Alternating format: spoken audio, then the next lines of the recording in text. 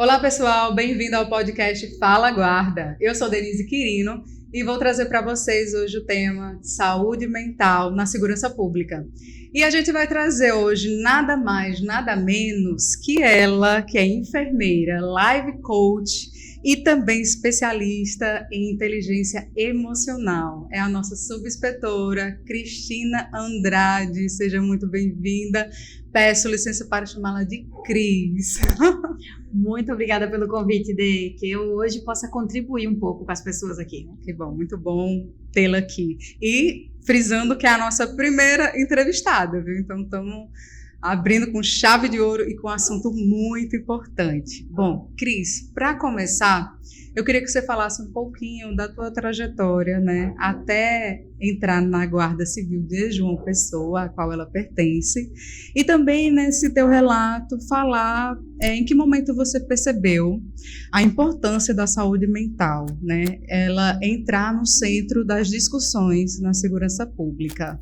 E eu peço licença mais uma vez para falar o jargão Fala Guarda.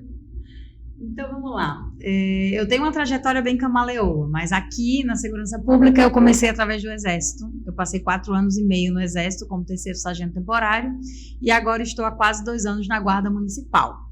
A minha preocupação com a saúde pública vem já faz um tempo, mas veio principalmente dos dados alarmantes que a gente tem. O Anuário de Segurança Pública mostra dados muito tristes e altos relacionados à saúde mental da segurança pública. E tem um detalhe muito importante, os dados ali não são verdadeiros, são subnotificados. Por quê? Porque a guarda de quase nenhum estado, de quase nenhuma cidade, está incluída nesse anuário ainda, não tem quase nenhum dado da Guarda Municipal, então já dá uma subnotificação muito grande, e muitas mortes relacionadas a suicídios, por exemplo, elas não entram nas notificações como mortes por suicídio, às vezes acabam entrando como morte por arma de fogo, por envenenamento, por outras coisas, por intoxicação relacionada a medicamento. Então, ainda assim, os nossos dados são subnotificados. Aí, assim, juntou a preocupação com os pares, ver colegas adoecendo, ver afastamentos por necessidade de saúde mental, ver os dados alarmantes, ver que aqui nas nossas guardas, assim como na segurança pública em geral, as pessoas se afastam do trabalho muito mais por conta de saúde mental do que por outras doenças, e ver esses números aumentando e você ver perto de você. Quando a gente começa a ver que são seus colegas, são seus amigos, são pessoas que você tem intimidade, isso vai gerando uma preocupação muito maior. Verdade. Cris, e falando nessas questões, né, da guarda, para quem não conhece a rotina do guarda civil, né, e deveria saber um pouquinho mais quais são os desafios assim reais que o guarda ele enfrenta, né, no seu plantão, né, na sua escala de trabalho, e como essa pressão constante acaba afetando a vida desse agente. Sim, com certeza.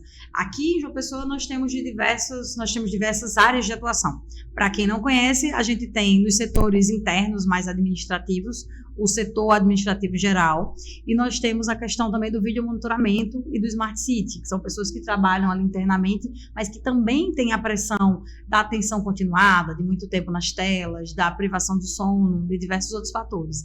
E de quem trabalha na rua, que tem esses outros fatores relacionados ao perigo, a muito mais atenção, a todas essas questões de rua em si, a gente tem a Ronda Maria da Penha, o policiamento preventivo, o GAAN e o grupo de motos, onde esses grupos aí passam um pouco mais de situações que podem prejudicar a saúde mental também. Importante.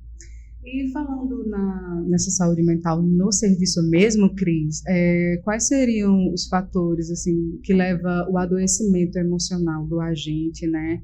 E sabendo desses fatores, quais são os sinais que o guarda ele deveria observar mais e ver, dar aquele estralo, né? Aquele estalar de dedos. Preciso dar mais atenção para isso. Bom, são vários, mas aí o que eu mais percebo, insônia, começar a dormir mal é um sinal de alerta para todo mundo. mudança nos hábitos alimentares, ou ganhar peso, ou perder peso, ou começar a descontar sua alimentação só em besteiras, que é o famoso a alimentação emocional, que a gente diz, que você começa a descontar suas emoções todas em comida.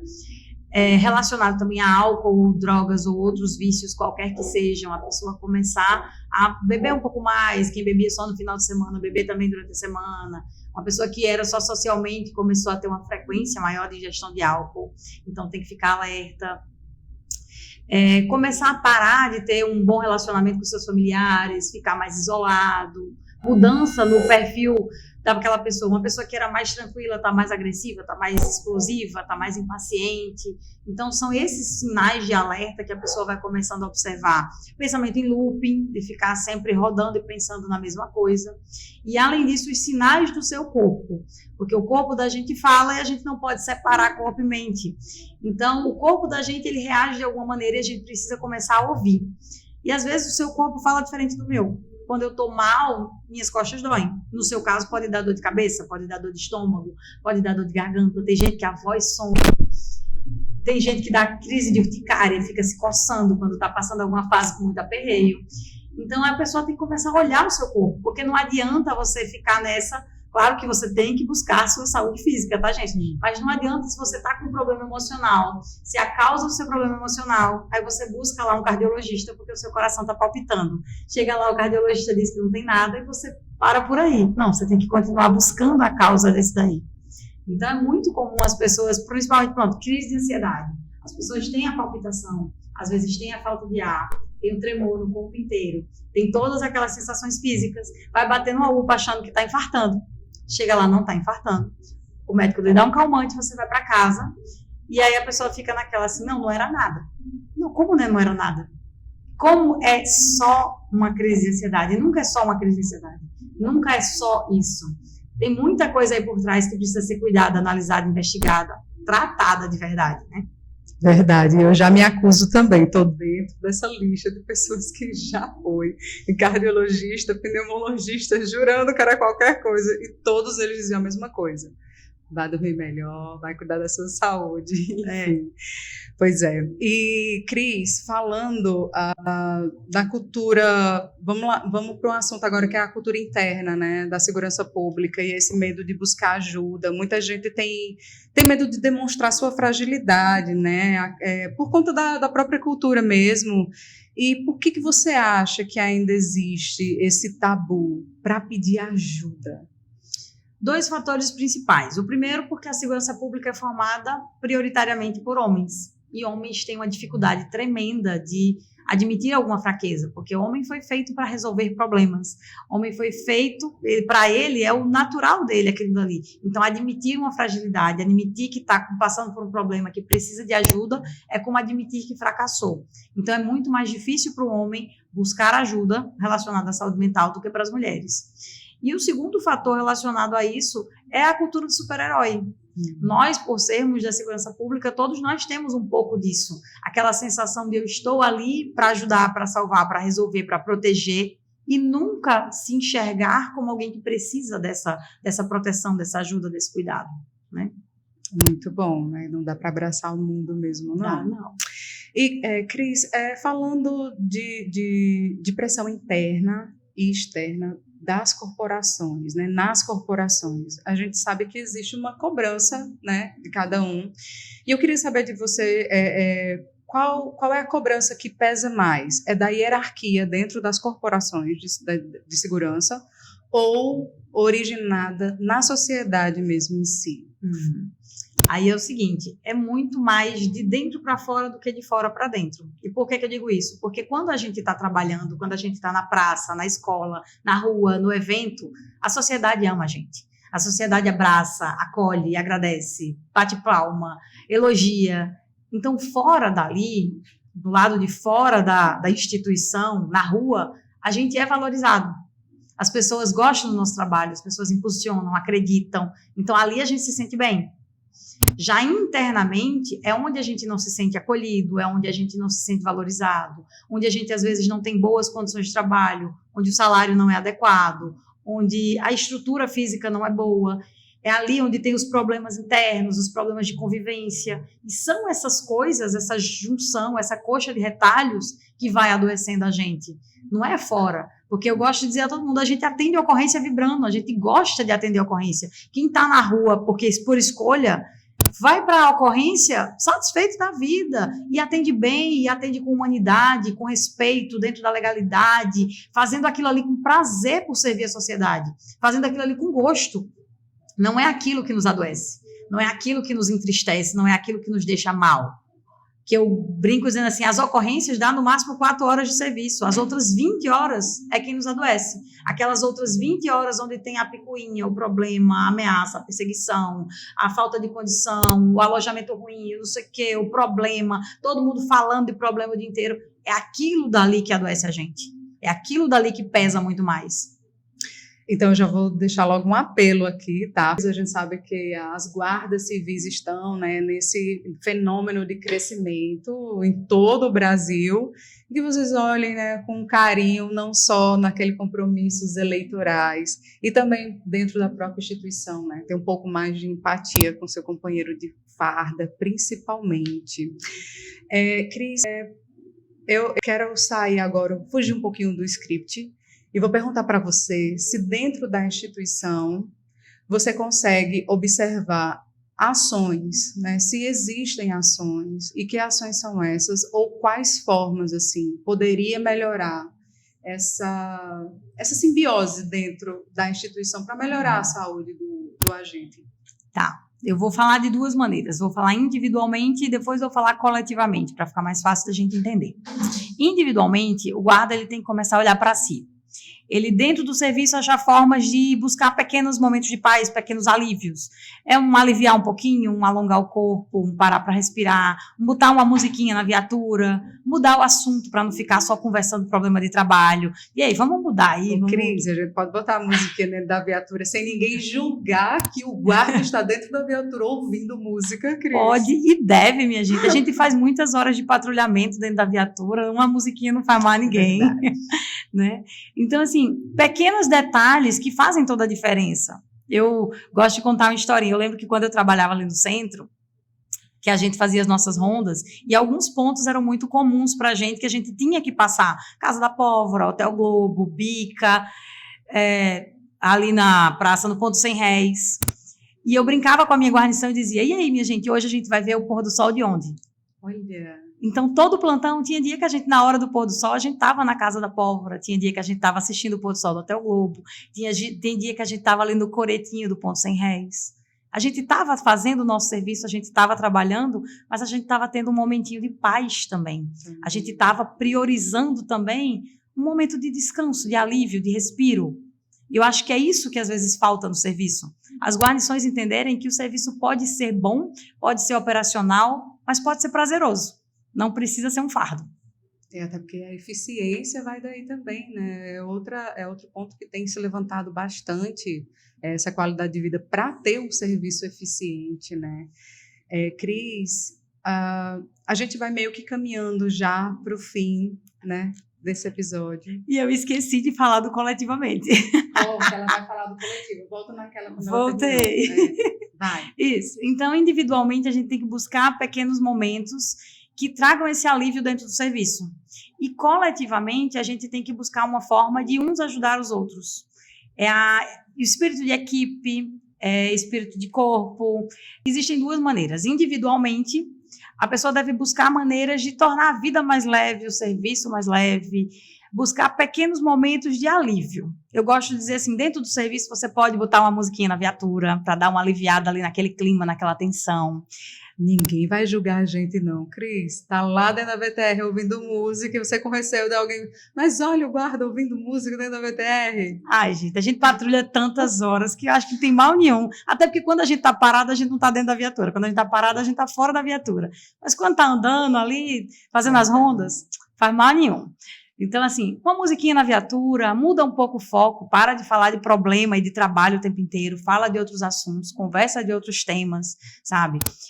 busca momentos dentro do seu trabalho, dentro do seu horário, que te traga um pouco de prazer, um pouco de alívio. É um alongar um pouquinho as costas, um parar para respirar, um alívio dentro daquele momento ali, onde você possa relaxar um pouquinho, não fica o tempo inteiro naquela tensão, sabe? Até aquele momento do cafezinho, senta todo mundo ali, vamos tomar um cafezinho com bolo, aquilo é saudável, aquilo também é saúde mental, aquilo é um pouquinho de descompressão, como a gente brinca.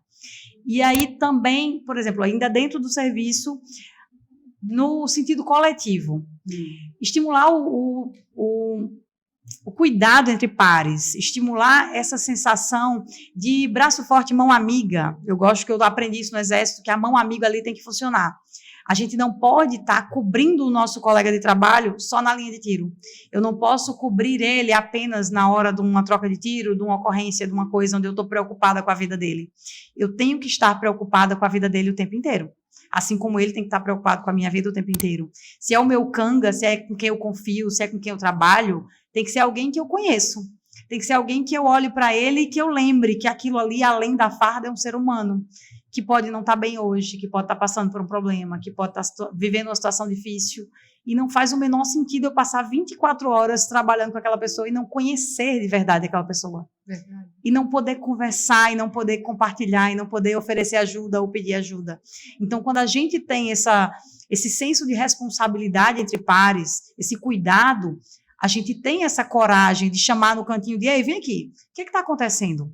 O que está com você aqui hoje? O que está vendo que você está diferente? Eu estou achando você meio cabisbaixo.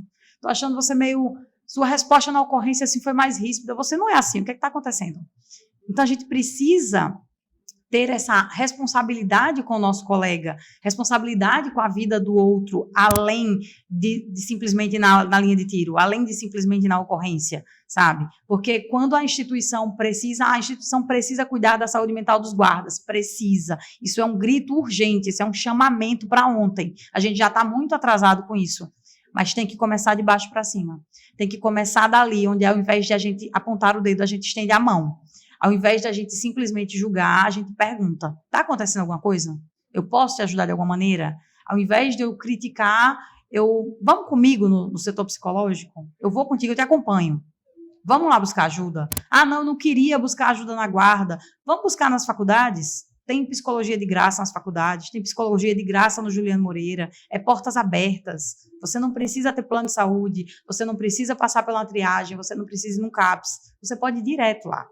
Então, oferecer essa ajuda, estar do lado. E existem outros fatores que podem ajudar a gente, assim, essa cultura de pares, essa questão do sigilo. Quando você escutar alguma coisa que alguém te confidencializou, isso é importante. Guarda isso para você, porque ela confiou em você, ela não confiou no outro. Isso. Ela não confiou na tropa toda, ela confiou em você.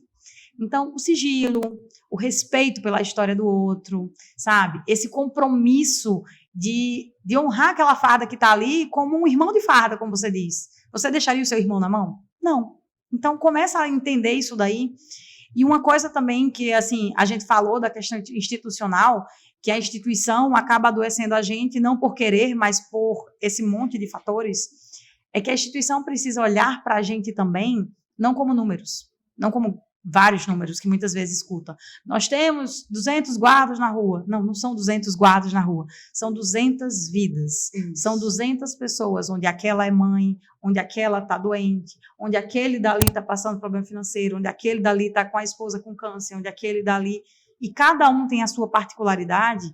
E não é que eu vou adequar o serviço à particularidade de cada um. Não. Mas eu posso ajudar individualmente com humanidade. Porque sabe o que muda na gente? É quando a gente se sente valorizado, quando a gente se sente importante, a gente rende mais. Quando a gente se sente acolhido naquele ambiente, a gente rende muito melhor, sabe? É o simples fato de alguém lembrar do seu aniversário no seu trabalho. É aquele bolinho que canta parabéns ali, improvisado, sabe? Que foi comprado de qualquer jeito, na pressa, mas que lembrou. Isso faz você se sentir importante. É a guarnição que lembra de você, que dá uma ligadinha, que faz uma confraternização. Isso muda totalmente o clima organizacional. Isso muda muito a qualidade do trabalho das pessoas. Verdade, Cris. Traz uma eficiência retada, né? É importante, ouçam aí essas dicas aí da nossa subinspetora Cristina. Cris, a gente vai caminhando já para o fim, né, do nosso episódio, infelizmente, mas antes de chegar ao fim, a gente tem algumas coisas bem importantes para pontuar. Você, enquanto profissional, também que dá essa assistência emocional, que orientação você daria para esse agente de segurança, para esse guarda que está aí nos ouvindo, seja no seu trabalho, seja no seu momento de descanso, né? O que você orienta ele, que práticas orientaria para que ele colocasse na sua rotina, né, para melhorar essa sua saúde emocional, né? E é isso, conta pra gente, que eu acho que eu e várias pessoas estão querendo muito saber. Começa a cuidar de você. Eu acho que o primeiro ponto é esse. Sabe que está precisando, sabe que a saúde mental está gritando, pedindo socorro? Olha para você. Busca ajuda. Psicólogo, psiquiatra, terapeuta, coach. Vai para o que der para você, mas vai buscar ajuda. A gente, às vezes, não consegue resolver sozinho e com ajuda profissional, o seu avanço, a sua solução vai chegar bem mais rápido. Ah, não tenho como fazer isso, não estou pronto para isso agora, não estou em condições de conseguir me abrir ainda. O que é que eu posso fazer minimamente como um pequeno passo para começar a cuidar de mim? Olha para você.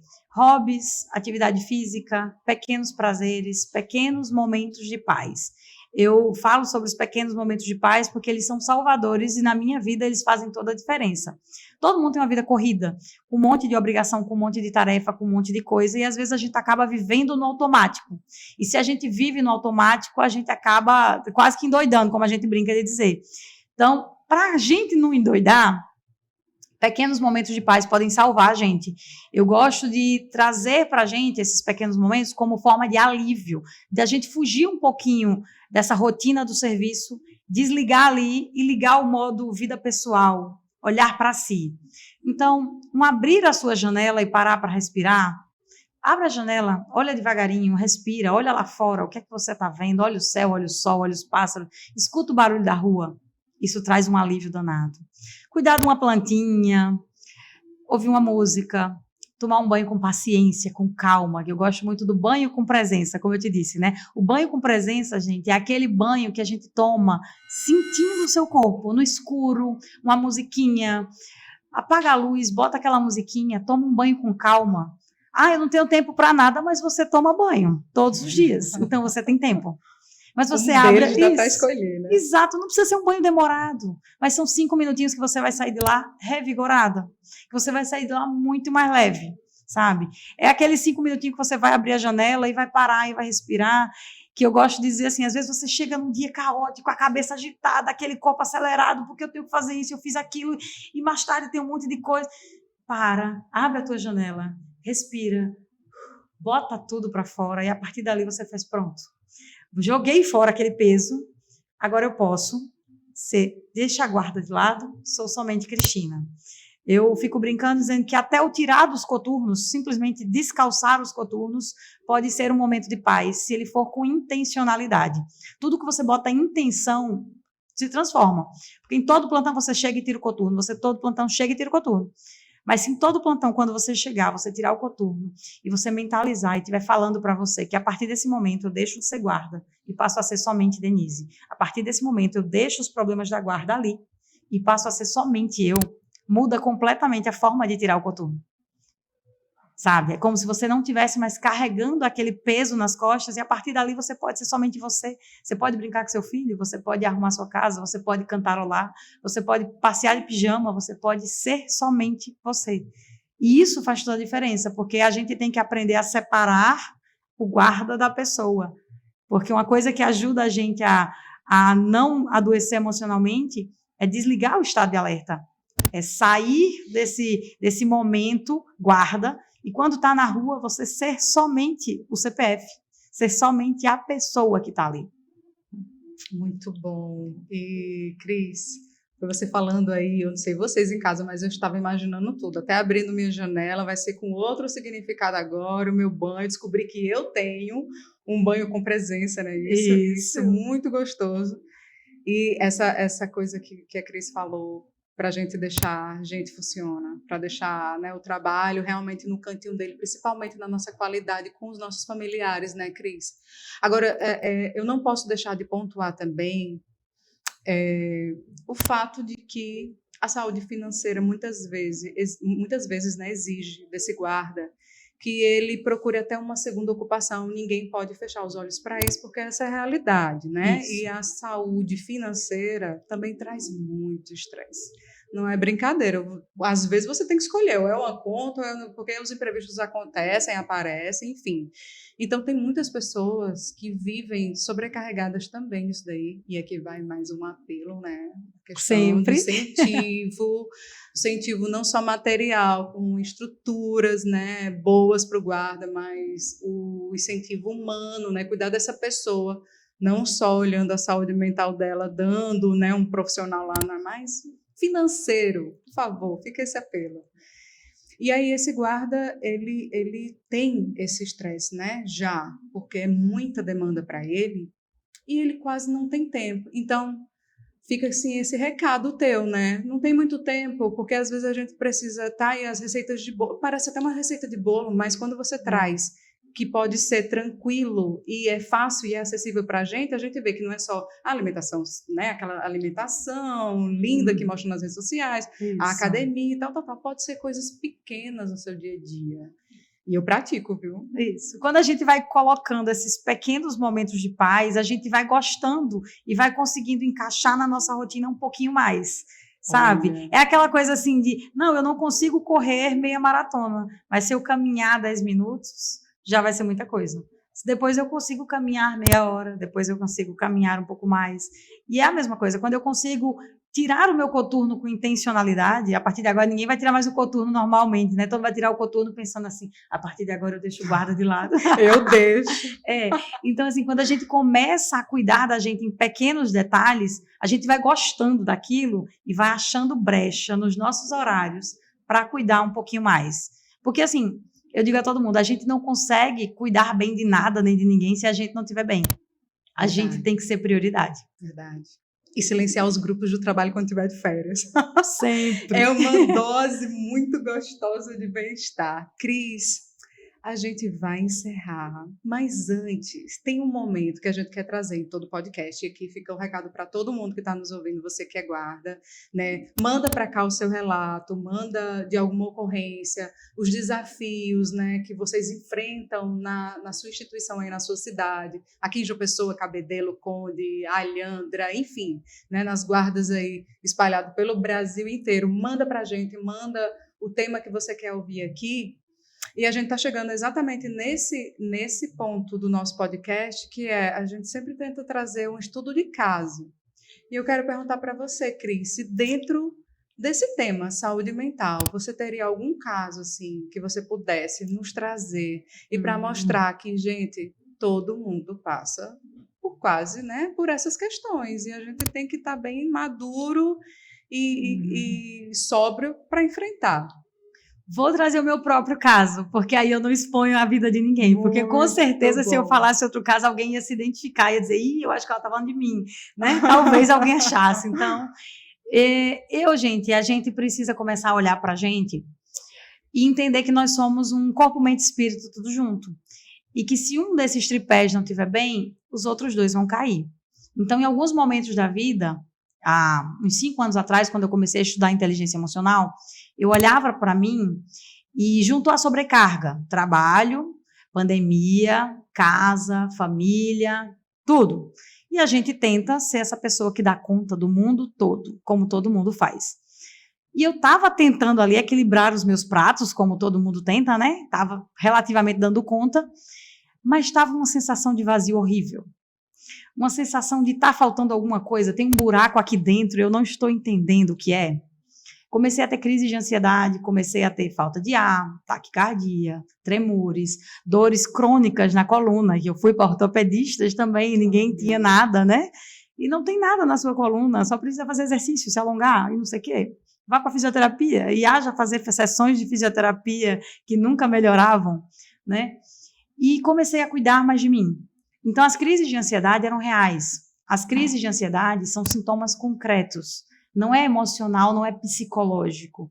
A dor é real, a palpitação é real, a falta de ar é real, o tremor é real. É tudo muito real. Os sintomas físicos acontecem. E a gente começa, às vezes, a ficar assim, mas por que eu estou assim? E eu olhava e dizia assim, gente, eu tenho um emprego bom, eu tenho saúde, eu tenho família, meu filho está bem, está tudo em ordem. Por que eu estou sentindo isso tudo? Porque faltava eu. Faltava eu na minha vida, entende? Eu tinha esse tudo, mas em nenhum momento tinha assim, eu estou bem? Em nenhum momento tinha uma brechinha de tempo para mim? Em nenhum momento tinha um autocuidado, um amor próprio, um se enxergar na sua própria vida?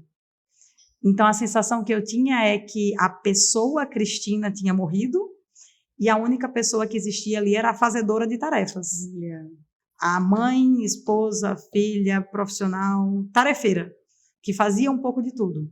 Então, eu precisei parar um pouco de tudo, me redescobrir, olhar para mim, para poder a ansiedade passar. E aí a ansiedade passou. E eu digo a todo mundo assim que ansiedade, ela é, como a gente sabe, ela é uma coisa crônica, né? Ela não vai embora assim de boa vontade, dá trabalho. Mas depois que a gente aprende a lidar com ela, ela fica igual aquele vizinho ranzinza, que você aprende a lidar.